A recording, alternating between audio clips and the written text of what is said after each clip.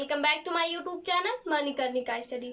तो आज की इस वीडियो में हम बात करने वाले हैं रेखीय आवर्धन क्या होता है। ठीक है, दर्पण की रेखीय आवर्धन क्या होता है। आवर्धन मतलब हम इसे इंग्लिश में मैग्निफिकेशन बोलते हैं। ठीक है, मैग्निफिकेशन, इसे हम इंग्लिश में क्या रेखीय आवर्धन को क्या इंग्लिश में बोलते हैं, रेखीय आवर्धन को हम इंग्लिश में क्या बोलते हैं, मैग्निफिकेशन बोलते हैं। ठीक है, तो चलिए हम इसके बारे में बात करते हैं, आज की वीडियो को स्टार्ट करते हैं।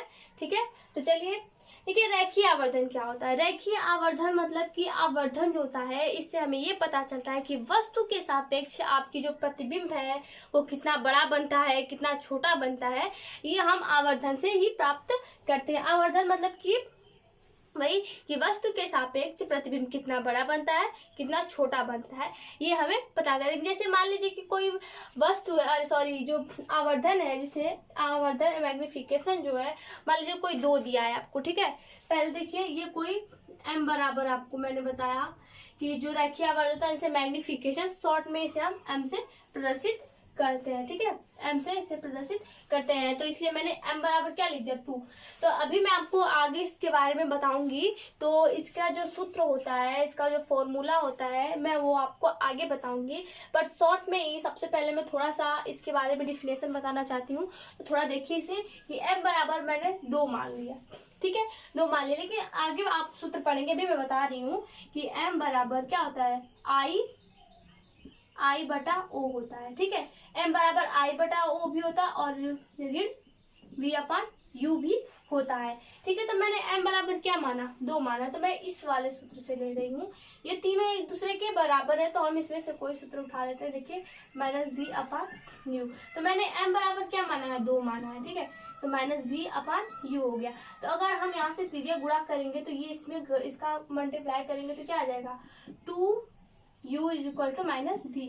यानी इससे हमें क्या पता चला कि जो प्रतिबिंब है, मैंने बताया ना कि वस्तु के सापेक्ष हमें प्रतिबिंब कितना बड़ा है, कितना छोटा है, यही पता करना होता है। तो आप यहाँ से देखिए कि हमें -U बराबर 2U हमें पता है, V बराबर हमें 2U पता चल गया। यानी कि वस्तु के सापेक्ष प्रतिबिंब हमारा वस्तु का 2 गुना है। देखिए यहाँ पर V is equal to 2U, U मतलब कि वस्तु की दूरी और V मतलब कि प्रतिबिंब की दूरी। यानी हमें इससे क्या प्राप्त हो रहा है, क्या पता चल रहा है कि V जो है आपका जो प्रतिबिंब है वो क्या है, वस्तु का 2 गुना है। ठीक है, क्या है, 2 गुना है। कैसे कि वस्तु के सापेक्ष प्रतिबिंब कितना बड़ा कितना छोटा बनता है वो हम इससे पता करते हैं, रेखीय आवर्धन यानी m बराबर इस सूत्र से। तो हमें यहाँ पर ये पता चल गया कि V is equal to 2U, यानी V बराबर 2U, यानी कि 2 गुना जो प्रतिबिंब आपका क्या बन रहा है, वस्तु का 2 गुना बना है। तो हमें इसी सूत्र से यानी आवर्धन से हम यही प्राप्त करते हैं कि अगर मान लीजिए कि अगर कोई आपका जो m है, आवर्धन है, वो 2 है, तो आपकी जो प्रतिबिंब कैसा बड़ा बनेगा कि छोटा, वो वस्तु का 2 गुना बनेगा। ठीक है, तो मतलब आवर्धन मतलब यही है। ठीक है, तो चलिए हम इसकी थोड़ी सी अब थ्योरी को समझते हैं। ठीक है, इसे हम मिटा लेते हैं। तो आपको ये समझ में आया, तो चलिए स्टार्ट करते हैं कि आवर्धन की। देखिए आवर्धन क्या होता है, प्रतिबिंब की लंबाई तथा वस्तु के लंबाई के अनुपात को रेखीय आवर्धन बोलते हैं। क्या, प्रतिबिंब की लंबाई तथा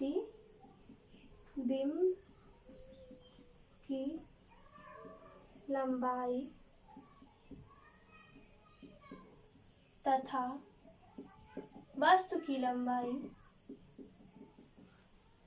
को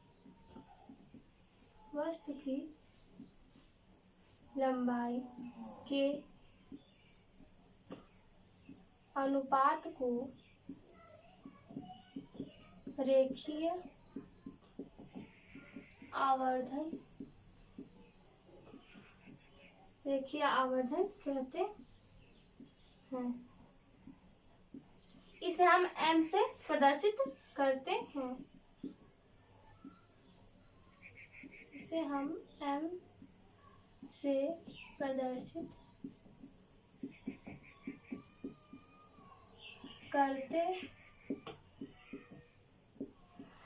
यहाँ पर देखिए थोड़ा प्रतिबिंब की लंबाई, दर्पण से प्रतिबिंब की लंबाई, जो दर्पण से ही मतलब होता है, जो हमारा जो कनेक्शन है इसका मैं बता रही हूँ कि प्रतिबिंब की लंबाई, तो दर्पण रहेगा तभी उसमें पता चलेगा प्रतिबिंब की लंबाई, तो वही दर्पण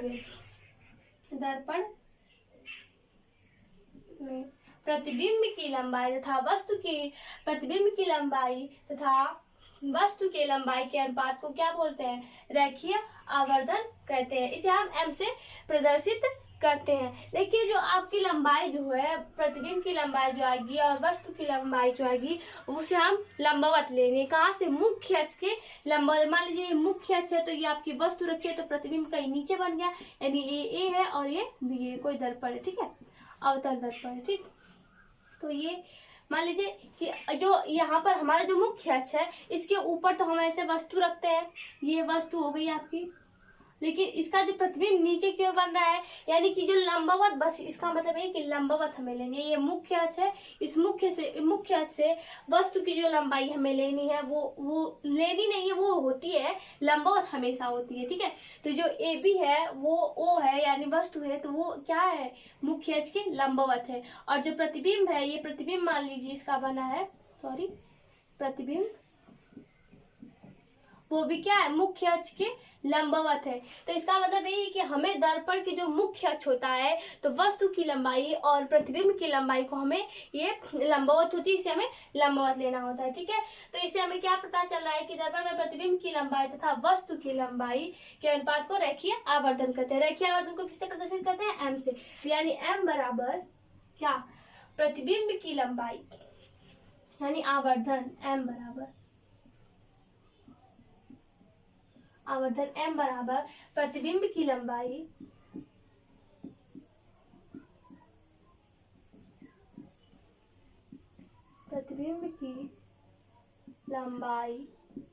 बटे वस्तु की लंबाई।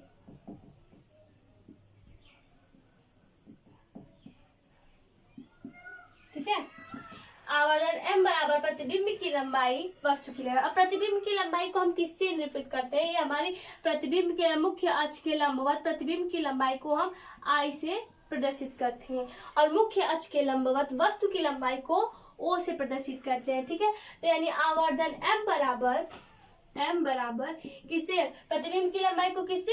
I से प्रदर्शित करते हैं, यानी I अपान, और वस्तु की लंबाई को O से, यानी I अपान O। m बराबर आवर्धन बराबर, इसे हम शॉर्ट में इसे लिख दिए कि m आवर्धन मतलब आवर्धन m बराबर प्रतिबिंब की लंबाई यानी I और वस्तु की लंबाई यानी वो, यानी m बराबर I अपान वो। आपको ये सूत्र रेडी हो गया, आवर्धन का ये सूत्र होता है। लेकिन अगर आपको इस दर्पण से मान लीजिए इस पोल से, दर्पण में इस पोल से अगर वस्तु की दूरी लेनी है, ये वस्तु की दूरी लेनी है, और अगर प्रतिबिंब की दूरी लेनी है, तो m बराबर क्या होता है? तो m बराबर -v अपान u। -v क्यों आया? चिन्ह परिपाटी से। मैंने चिन्ह परिपाटी आपको इसके पहले वाली वीडियो में बताया है, आप डिस्क्रिप्शन बॉक्स में देखिएगा, ठीक है। तो यानी m बराबर क्या हमें पता चल गया? अगर हमें इस पोल से वस्तु की दूरी लेनी है, प्रतिबिंब की दूरी लेनी है, तो हमें क्या?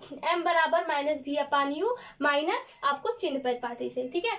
तो आप ये इस सूत्र से, यानी हमें m बराबर इसे ये दोनों मिल गया, लेकिन ये दोनों जो होते हैं वो एक दूसरे के इक्वल टू होते हैं, ठीक है।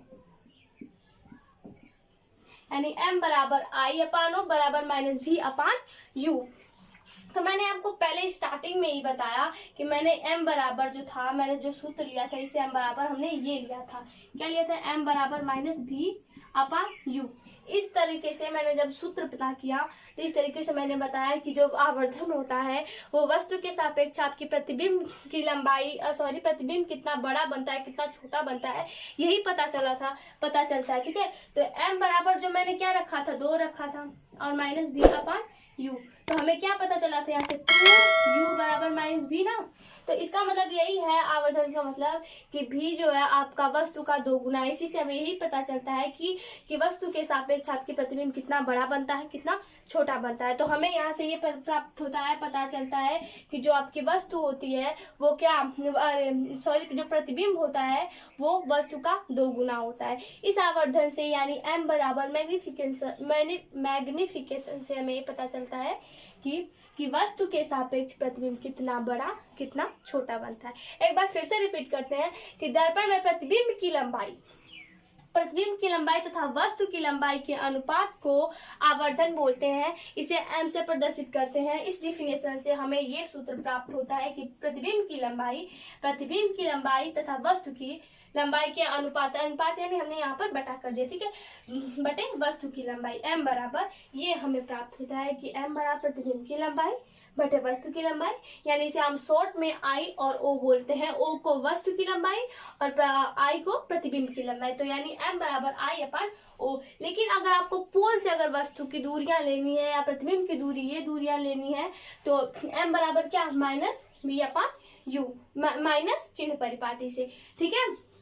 तो आपको ये रेखीय आवर्धन अच्छे से समझ में आया। अगर आपको अच्छा लगा ये वीडियो तो please like, share, comment and subscribe करना ना भूलें। जय हिंद, जय भारत, वंदे मातरम। धन्यवाद।